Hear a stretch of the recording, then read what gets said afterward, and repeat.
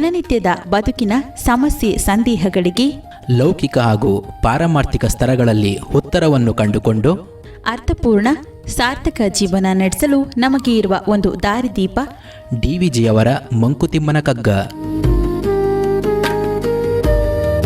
ಕನ್ನಡದ ಭಗವದ್ಗೀತೆ ಎಂದು ಪ್ರಸಿದ್ಧವಾದ ಈ ಜ್ಞಾನ ಭಂಡಾರದ ಅನಾವರಣವೇ ನಿತ್ಯದ ಬದುಕಿಗೆ ಕಗ್ಗದ ಬೆಳಕು. ತಪ್ಪದೇ ಕೇಳಿ, ಪ್ರತಿದಿನ ಬೆಳಗ್ಗೆ 7:15 ನಿಮ್ಮ ಜನಧ್ವನಿ ಬಾನುಲಿಯಲ್ಲಿ.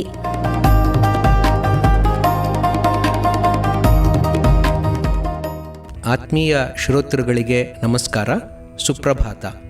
ಡಿವಿಜಿರವರ ಮಂಕುತಿಮ್ಮನ ಕಗ್ಗದ ಅಧ್ಯಯನ ನಿತ್ಯದ ಬದುಕಿಗೆ ಕಗ್ಗದ ಬೆಳಕು, ಈ ಕಾರ್ಯಕ್ರಮವನ್ನು ಇವತ್ತು ಮುಂದುವರ್ಸೋಣ. ಜಲಧಿ ತೀರದಿ ನಿಂತು ವೀಕ್ಷಿಸಿ ಇಕ್ಕೆಲೆಗಳಲ್ಲಿ ಛಲವೊಂದು ಅಚಲವೊಂದು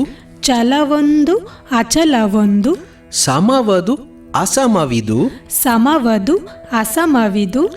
ಕಲೆತಿರ್ಪುವಂತು ಮೇಯ ಅಮೇಯಗಳು ಜಗದಿ ಮಿಲಿತತೆ ಇನೇ ರುಚಿಯೋ ಮಂಕುತಿಮ್ಮ.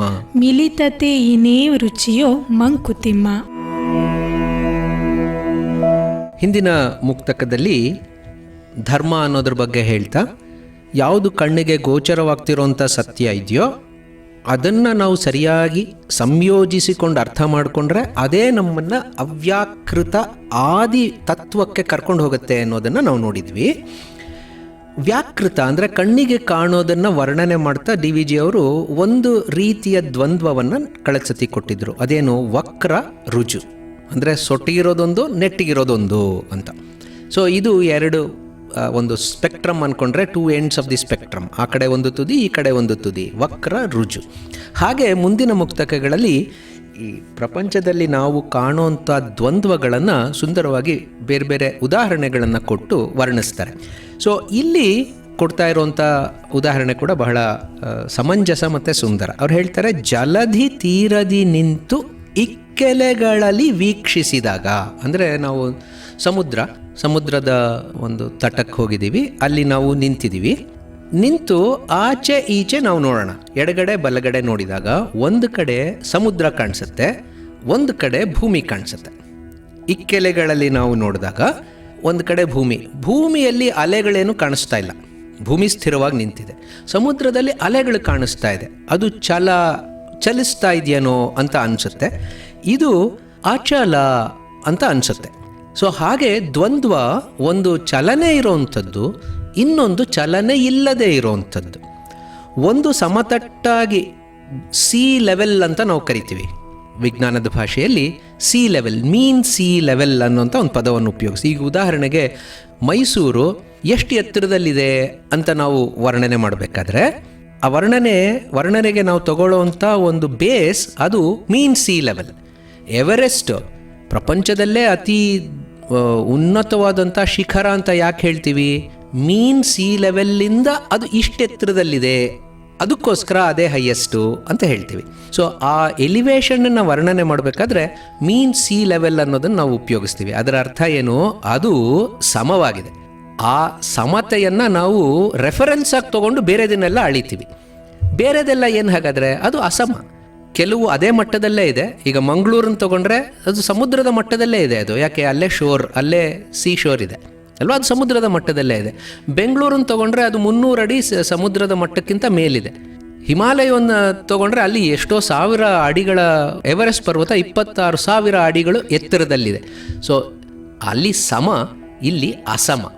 ಸೊ ಒಂದು ಸಮ, ಒಂದು ಅಸಮ, ಒಂದು ಚಲ, ಇನ್ನೊಂದು ಅಚಲ. ಸೊ ಈ ಥರದ ಒಂದು ದ್ವಂದ್ವ ನಾವು ಸಮುದ್ರದ ತಟದಲ್ಲಿ ನಿಂತು ಆಚೆ ಈಚೆ ನೋಡಿದಾಗ, ಇಕ್ಕೆಲೆಗಳಲ್ಲಿ ನೋಡಿದಾಗ ನಮಗೆ ಕಾಣಿಸುತ್ತೆ. ಅದನ್ನೇ ಇವಾಗ ಪೆನೆನ್ಸುಲಾ ಅಂತೀವಿ. ಅಂದರೆ 3 ಕಡೆ ನಮಗೆ ಸಮುದ್ರ ಇರೋವಂಥ ಜಾಗ. ಈಗ ಕನ್ಯಾಕುಮಾರಿಗೆ ಹೋದ್ವಿ ಅನ್ಕೋಣ. ಕನ್ಯಾಕುಮಾರಿಗೆ ಹೋದಾಗ 3 ಕಡೆ ಸಮುದ್ರನೇ, ಒಂದು ಕಡೆ ಮಾತ್ರ ಭೂಮಿ. ಎಡಗಡೆ ನೋಡಿದ್ರು ಸಮುದ್ರ, ನೇರ ನೋಡಿದ್ರು ಸಮುದ್ರ, ಬಲಗಡೆ ನೋಡಿದ್ರು ಸಮುದ್ರ, ಹಿಂದೆ ಮಾತ್ರ ಭೂಮಿ. ಹೌದಲ್ವಾ? ಆದರೆ ನಾನು ಯಾವುದೋ ಒಂದು ದ್ವೀಪಕ್ಕೆ ಹೋದೆ ಅಂದ್ಕೊಳ್ಳೋಣ. ಆ ದ್ವೀಪಕ್ಕೆ ಹೋದಾಗ ಸುತ್ತೂರು ಎಲ್ಲಿ ನೋಡಿದ್ರು ನನಗೆ ಸಮುದ್ರ, ಒಂದು ಕಡೆ ಮಾತ್ರ ಭೂಮಿ. ಸೊ ಹಾಗೆ ಈ ಚಲ ಅಚಲಗಳು ಅಥವಾ ಸಮ ಅಸಮಗಳು ಕಲೆ ತೀರ್ಪುವಂತು ಹೇಗೆ ನಮಗೆ ಅಂದರೆ, ನಾವು ಒಬ್ಬ ವ್ಯಕ್ತಿ ನಿಂತು ಆಚೆ ಈಚೆ ನೋಡ್ತಾ ಇದ್ದಾಗ ಸಮುದ್ರ ಮತ್ತು ಭೂಮಿಯನ್ನು ಸಮ ಅಸಮ ಚಲ ಅಚಲಗಳು ಏಕಕಾಲಕ್ಕೆ ಕಾಣಿಸುತ್ತವೋ, ಮಿಶ್ರಿತವಾದಂತೆ ಕಾಣಿಸುತ್ತವೋ, ಹಾಗೇನೇ ಜಗತ್ತು ಚಲ ಅಚಲಗಳು ಇರ್ತವೆ.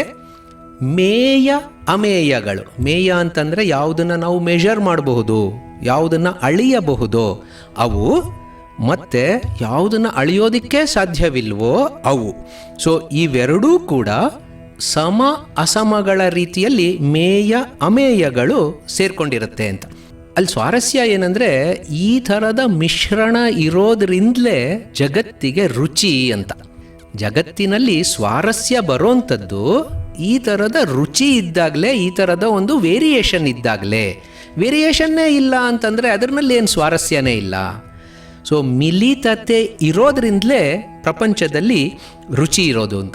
ಸೊ ನಾವು ಈಗ ಅಡುಗೆ ಮಾಡಬೇಕಾದ್ರೂ ಕೂಡ ಹಾಗೆ ಅಲ್ವಾ, ಒಂದೊಂದು ಇವಾಗ ನಾವು ಸಾಂಬಾರಿಗೆ ಅಥವಾ ಸಾರಿಗೆ ಕೆಲವು ಮಿಶ್ರಣಗಳನ್ನು ಹಾಕ್ತೀವಿ, ಅದಕ್ಕೆ ಒಂದು ರೀತಿಯ ರುಚಿ ಕೊಟ್ಟಿರುತ್ತದು.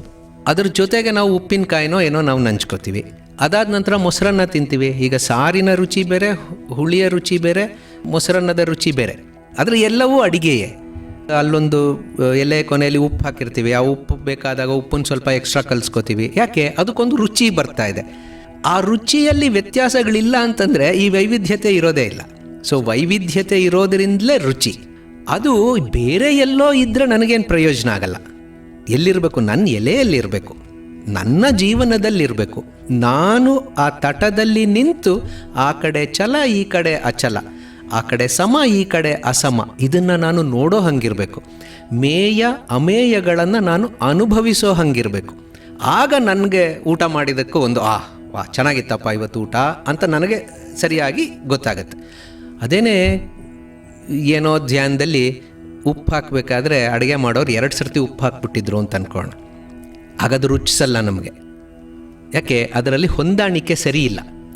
ಸೊ ಆ ಹೊಂದಾಣಿಕೆ ಸರಿ ಹೋಗಬೇಕಾದ್ರೆ ಅಡುಗೆಯವರಿಗೆ ಈ ಥರ ಆಗಿದೆ ಅಂತ ಹೇಳಿದಾಗ ಅವ್ರು ಏನೋ ಒಂದು ರಿಪೇರಿ ಮಾಡ್ತಾರೆ. ಬಹುಶಃ ಇನ್ನೊಂದು ಸ್ವಲ್ಪ ನೀರು ಹಾಕಿ, ಇನ್ನೊಂದು ಸ್ವಲ್ಪ ತರಕಾರಿ ಹಾಕಿ ಮತ್ತೆ ಬೇಯಿಸ್ತಾರೆ. ಸೊ ಓವರಾಲ್ ಟೋಟಲ್ ರುಚಿ ಸರಿ ಹೋಗುತ್ತೆ. ಸುಲಭದ ಉದಾಹರಣೆ ಅಂದರೆ ಉಪ್ಪು ಹಾಕಿದ್ದು ಮರ್ತು ಹೋಗಿದೆ ಅಂತ ಅಂದ್ಕೊಳ್ಳೋಣ. ಅವಾಗೇನು ಒಂದು ಸ್ವಲ್ಪ ಉಪ್ಪು ಹಾಕ್ಕೊಂಡು ಕಲಿಸ್ಕೊಂಡ್ರೆ ಸರಿ ಹೋಗುತ್ತೆ. ಸೊ ಹಾಗೆ ಆ ಥರದ ಸಮನ್ವಯತೆಯನ್ನು ಹುಡುಕೊಳ್ಳುವಂಥದ್ದು. ಒಂದು ರುಚಿ ಇದೆ ಅಂತ ನಾವು ತಿಳ್ಕೋಬೇಕು. ಆ ರುಚಿ ಬರ್ತಾ ಇರೋದು ವೈವಿಧ್ಯತೆಯಿಂದ ಅನ್ನೋದನ್ನು ತಿಳ್ಕೋಬೇಕು. ಆ ವೈವಿಧ್ಯತೆಯ ಹಿನ್ನೆಲೆಯನ್ನು ನಾವು ಅರ್ಥ ಮಾಡಿಕೊಂಡಾಗ ಅದರಲ್ಲಿ ಒಂದು ಸಮನ್ವಯವನ್ನು ನಾವು ಕಾಣೋದಕ್ಕೆ ಸಾಧ್ಯ ಆಗುತ್ತೆ. ನಮಗೆ ರುಚಿಸಿದ ರೀತಿಯಲ್ಲಿ ನಾವು ಅಡುಗೆಯನ್ನು ನಾವು ಮಾಡ್ಕೊಳ್ತೀವಿ. ಹಾಗೆ ಜಗತ್ತನ್ನು ಕೂಡ ಈ ದೃಷ್ಟಿಕೋನದಿಂದ ನೋಡುವಂಥದ್ದು ಧರ್ಮ. ಆ ಥರದ ವೈವಿಧ್ಯತೆಯನ್ನು ಅರ್ಥ ಮಾಡಿಕೊಂಡು ನಾವು ಅದರಲ್ಲಿ ಒಂದಾಗುವಂಥದ್ದು ಅದು ಧರ್ಮ. ಆ ದೃಷ್ಟಿಕೋನ ಬಹಳ ಮುಖ್ಯ. ಇದು ನಾವು ಅರ್ಥ ಮಾಡ್ಕೊಳ್ಬೇಕಾದ್ದು. ಇದು ಪ್ರಪಂಚದಲ್ಲಿ ಇರುವಂಥ ದೊಡ್ಡ ದೊಡ್ಡ ವಸ್ತುಗಳನ್ನು, ದೊಡ್ಡ ದೊಡ್ಡ ವಿಚಾರಗಳನ್ನು ಮುಂದೆ ಉದಾಹರಣೆ ಕೊಡ್ತಾರೆ. ಆದರೆ ಅದನ್ನು ನಾವು ಜೀವನಕ್ಕೆ ಅನ್ವಯ ಮಾಡಿಕೊಂಡಾಗ ನಾವು ವ್ಯಕ್ತಿಗಳ ಜೊತೆ ವ್ಯವಹರಿಸ್ತಾ ಇರ್ತೀವಿ, ಸಂಸ್ಥೆಗಳ ಜೊತೆ ವ್ಯವಹರಿಸ್ತಾ ಇರ್ತೀವಿ. ಪ್ರತಿಯೊಬ್ಬ ವ್ಯಕ್ತಿಯೂ ಬೇರೆ ಥರ ಇರ್ತಾನೆ, ಪ್ರತಿಯೊಂದು ಸಂಸ್ಥೆಯೂ ಬೇರೆ. ಸೊ ಆ ವೈವಿಧ್ಯತೆ ಎಷ್ಟೋ ಸರ್ತಿ ನಮಗೆ ಯಾಕೋ ಸರಿ ಇಲ್ಲಪ್ಪ ಅಂತ ಅನಿಸುತ್ತೆ. ಅದು ಸ್ವಾಭಾವಿಕವಾಗಿ ಆ ಥರ ಆಗುತ್ತೆ. ಆದರೆ ಆ ಥರದ ಮಿಲಿತತೆ, ಅದು ಇದು, ಒಳ್ಳೆಯದು ಕೆಟ್ಟದ್ದು, ವಕ್ರ ರುಜು, ಚಲ ಅಚಲ, ಸಮ ಅಸಮ, ಇವೆಲ್ಲವೂ ಇದ್ದಾಗಲೇ ನಮಗೆ ಸರಿಯಾದಂಥ ಜೀವನ ಮಾರ್ಗ, ಜೀವನ ಪಾಠ. ಹಾಗಾಗಿ ಅದನ್ನು ಸರಿಪಡಿಸ್ಕೊಳ್ತಾ ಮುಂದಕ್ಕೆ ಹೋಗುವಂಥದ್ದು ಧರ್ಮ. ಆ ರೀತಿಯಲ್ಲಿ ವೈವಿಧ್ಯತೆಯಿಂದ ನಾವು ಜೀವನವನ್ನು ನೋಡಬೇಕು ಅನ್ನೋಂಥದ್ದು ಇಲ್ಲಿ ಅರ್ಥ ಮಾಡ್ಕೊಳ್ಬೇಕಾಗಿರೋದು.